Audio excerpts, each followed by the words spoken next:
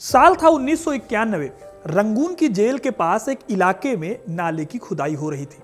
जब मजदूर इस नाले की खुदाई कर रहे थे तब उन्हें ईंटों से बनी एक कब्र मिली। इस कब्र में एक इंसान का पूरा कंकाल मिला। इस कंकाल ने लोगों के बीच में दिलचस्पी बढ़ा दी।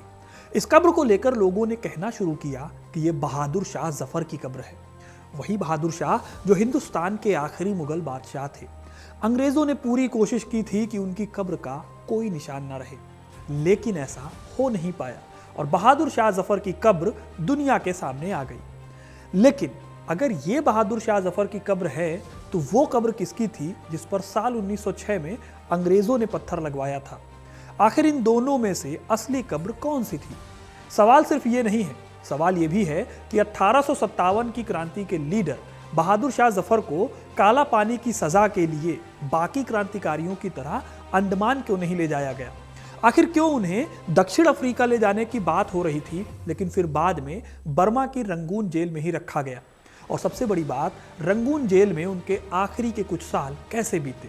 उन पर एक दिन में कितने रुपए खर्च होते थे और कैसे जेल के बाकी कैदी उनके साथ सलूक करते थे? अंग्रेजों ने आखिरी मुगल बादशाह के साथ कैसा सलूक किया और आखिर क्यों वो लास्ट में तड़प तड़प कर मरे? सब जानेंगे इस वीडियो में, तो वीडियो में अंत तक बने रहिएगा, क्योंकि अपना इतिहास नहीं जानोगे तो खुद को कैसे पहचानोगे।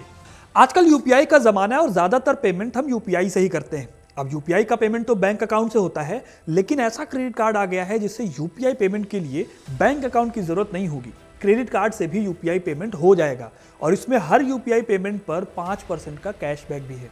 तो ये कीवी क्रेडिट कार्ड है, आप चाहें तो डिस्क्रिप्शन में इसका लिंक दिया गया है, उससे इस कार्ड को पा सकते हैं। सैकड़ों वर्षों तक मेरे पूर्वजों ने बल और भय के बल पर हिंदुस्तान पर शासन किया। अब दूसरों के शासन का समय है, हम शासित होंगे और वो शासक होंगे।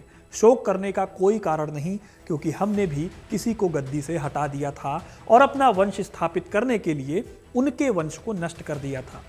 ये लफ्ज थे आखिरी मुगल बादशाह बहादुर शाह जफर के, जिन्होंने 1857 के विद्रोह में बागियों के नेता बनने को एक्सेप्ट किया था।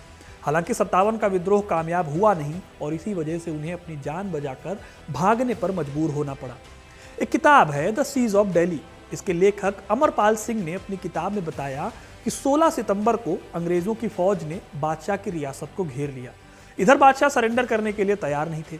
उन्हें इस बात का डर था कि अगर अंग्रेजों ने उन्हें पकड़ा तो उनकी हत्या निश्चित है। अब बादशाह ने भागने की योजना बनाई।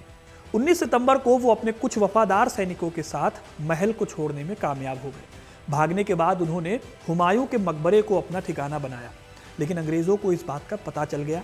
अंग्रेज अपनी फौज के साथ हुमायूं के मकबरे पहुंच गए। बाहर खड़े होकर अंग्रेजी फौज के कैप्टन विलियम हॉडसन जफर को पकड़ने की स्ट्रेटेजी बनाने लगे, लेकिन तभी कुछ बहुत अनएक्सपेक्टेड हुआ, जिसकी उम्मीद अंग्रेजों ने बिल्कुल भी नहीं की थी। जब मकबरे में घुसने की तैयारी अंग्रेज कर रहे थे, तभी जफर के सैनिक एक ऑफर लेकर बाहर आए। ऑफर था कि अगर अंग्रेज बादशाह का जीवन बख्श दें तो वो खुशी खुशी सरेंडर कर देंगे। ये बात सुनकर विलियम हॉडसन बहुत ज्यादा सरप्राइज थे। हॉडसन का मानना था, जब अंग्रेजों का विरोध करने वाले हर विद्रोही को सजा दी जा रही है और फांसी पर लटकाया जा रहा है, तो भला बादशाह को राहत क्यों दी जाए। लेकिन फिर भी बहादुर शाह जफर को ना तो गोली मारी गई और ना ही उन्हें फांसी पर लटकाया गया। वजह थी कि भले ही बादशाह विद्रोहियों के नेता थे, लेकिन काफी बुजुर्ग हो चुके थे। अगर उनकी मौत होती तो इस खबर से देश के कई हिस्सों में क्रांतिकारियों को दोबारा संभालना मुश्किल हो जाता। इसीलिए तय किया गया कि अगर बादशाह सरेंडर कर देते हैं तो उनका जीवन बख्श दिया जाएगा। लेकिन यह सरेंडर भी उन्हें काफी महंगा पड़ा। 20 सितंबर के दिन अंग्रेजों के सामने उन्होंने सरेंडर कर दिया। यह बेहद प्रसिद्ध पेंटिंग है जो कि उनके सरेंडर को दिखाती है।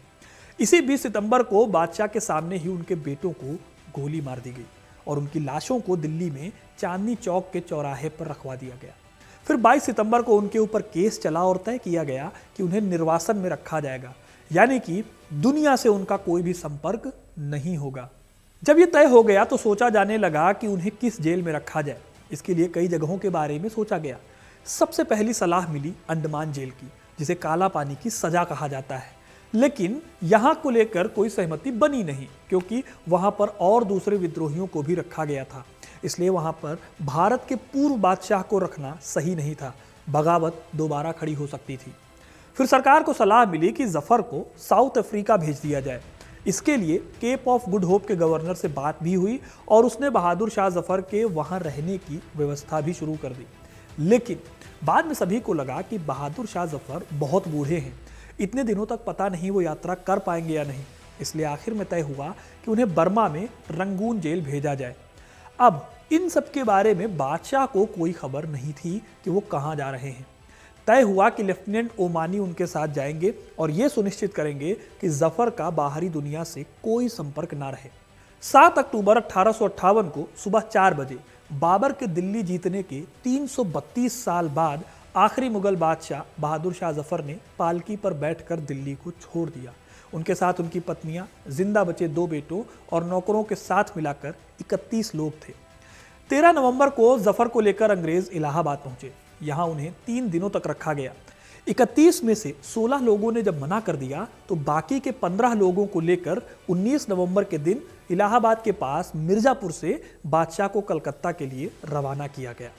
कलकत्ता से फिर उन्हें ले जाया गया रंगून। जब ये सब हो रहा था तब भारत के governor general Lord Canning Rangoon jail को खत लिखकर हिदायतें दे रहे थे।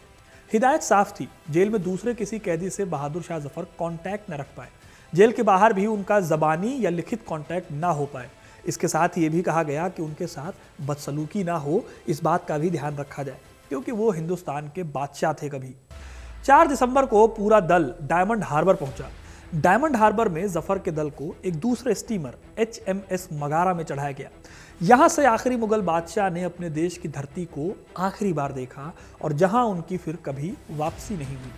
5 दिन की यात्रा के बाद 9 दिसंबर को बहादुर शाह जफर का काफिला पहुंचा रंगून। इस बात की खबर कैदियों को और लोकल लोगों को पहले से थी, इसलिए उन्हें देखने के लिए काफी ज्यादा भीड़ उमड़ पड़ी थी। जैसा कि लॉर्ड कैनिंग ने रंगून जेल को निर्देश दिए थे, वैसा वहां पर कुछ भी नहीं हुआ था। जेल के मेजर फेरे ने इन लोगों के लिए रहने की कोई ढंग की व्यवस्था नहीं की थी। उनको मेन गार्ड के कमरे में रखा गया और दूसरे लोगों के लिए रहने के लिए तंबू लगवाए गए। 29 अप्रैल 1859 को उन्हें एक दूसरी बिल्डिंग में शिफ्ट किया गया। इस टाइम पर जेल के जेलर बदल गए थे। नए जेलर का नाम था नेल्सन डेविस। ये बहादुर शाह जफर की मौत होने तक रंगून जेल के जेलर रहे। डेविस के अकाउंट से पता चलता है कि जफर को 4 कमरों की बिल्डिंग में रखा गया। इसमें एक कमरा खुद जफर का था, एक में जवा बख्श और उनकी बेगम को रखा गया, तीसरा कमरा बेगम जीनत महल को दिया गया जो कि उनकी वाइफ थी। सारे कमरों में अटैच्ड वॉशरूम था। चौथे कमरे में शाह अब्बास और उनकी मां को रखा गया। सारे नौकर या तो बरामदे में रह रहे थे या फिर घर के नीचे रह रहे थे। डेविस कहते हैं कि बादशाह और उनके परिवार के खाने पर हर दिन 11 रुपए खर्च होते थे। संडे को इस खर्च में 1 एक्स्ट्रा रुपया जोड़ दिया जाता था। हालांकि उन सभी लोगों को कलम, स्याही और कागज देने की मनाही थी ताकि बाहरी दुनिया से कांटेक्ट ना हो पाए। दोस्तों, अंग्रेजों का अकाउंट जो बताता है उससे लगता है कि जफर को खूब अच्छे हालात में रंगून में रखा गया, लेकिन बताया जाता है कि ऐसा था नहीं। सच्चाई कुछ और है। बताया जाता है कि बहादुर शाह जफर एक चारपाई पर एक पुराने फटे गद्दे पर सोते थे। इसके चलते उन्हें शरीर में जख्म भी हो गए थे। साल 1862 आते आते बहादुर शाह जफर 87 साल के हो चुके थे, लेकिन तब तक उनकी तबीयत भी खराब होनी शुरू हो गई और उनकी जबान की जड़ में लकवा मार गया था। जफर की याददाश्त बहुत अच्छी थी, लेकिन जेल पहुंचने के कुछ ही दिनों बाद उनके दांत गिरने शुरू हो गए, जिससे उन्हें बोलने में तकलीफ होने लगी। अक्टूबर 1862 तक उनकी हालत और बिगड़ गई थी और वो अपना खाना निगल नहीं पा रहे थे। उन्हें लिक्विड दिया जाने लगा, लेकिन 3 नवंबर के बाद से वो भी उनके गले के नीचे नहीं उतर रहा था। जल्दी ही सबको लगने लगा था कि बादशाह बहुत दिनों तक जीवित नहीं रह पाएंगे। इसीलिए फिर उन्हें दफनाने की तैयारी होने लगी जब वो जिंदा थे तभी से। इसकी तैयारी के लिए डेविस ने ईंटों और चूने की व्यवस्था कराई और जफर की बिल्डिंग के पीछे ही उन्हें दफनाने की जगह तय कर दी। बहादुर शाह जफर चाहते थे कि उन्हें दिल्ली के महरौली में दफन किया जाए, लेकिन उनकी आखिरी इच्छा पूरी नहीं हो पाई। आखिरकार 7 नवंबर की सुबह 5 बजे आखिरी मुगल बादशाह बहादुर शाह जफर ने आखिरी सांस ली। अंग्रेजों ने उनके अंतिम संस्कार में बेहद कम लोगों को रखा। शाम 4 बजे ही उन्हें उनके लिए तय की गई कब्र में दफनाया गया। इतिहासकार विलियम डेलरिम्पर लिखते हैं, ब्रिटिश प्रशासन ने न सिर्फ पहले से जफर की कब्र खोद रखी थी, बल्कि चूने की भी अच्छी खासी व्यवस्था की थी ताकि जल्द से जल्द लाश गल जाए। इसके बाद अंग्रेजों ने इस कब्र के ऊपर मिट्टी डाली और इसे समतल कर दिया ताकि इस बात का कोई निशान न रह जाए कि जफर कहाँ पर दफन है। हैरानी की बात है कि जफर की मौत के करीब 13 दिन बाद 20 नवंबर को दिल्ली में उनकी खबर पहुंची। 7 नवंबर जुमा के रोज जफर बादशाह इस जहान फानी से कूच कर गए। मशहूर शायर मिर्जा गालिब ने एक छोटी सी खबर उस दिन के अवध अखबार में पढ़ी। किसी भी भारतीय या ब्रिटिश अखबार ने जफर के डेथ की खबर को बहुत डिटेल में नहीं छापा। जफर अब किसी के लिए इंपॉर्टेंट नहीं थे, वो भूला हुआ चैप्टर थे जिसे अब कोई खोलना नहीं चाहता था। खैर दोस्तों, ये तो कहानी हुई उनके आखिरी दिनों की और उनकी मौत की, लेकिन उनकी कब्र कैसे 150 साल तक गायब रही उसका किस्सा भी बाकी है। ये किस्सा उनकी पत्नी जीनत बेगम से जुड़ा हुआ है।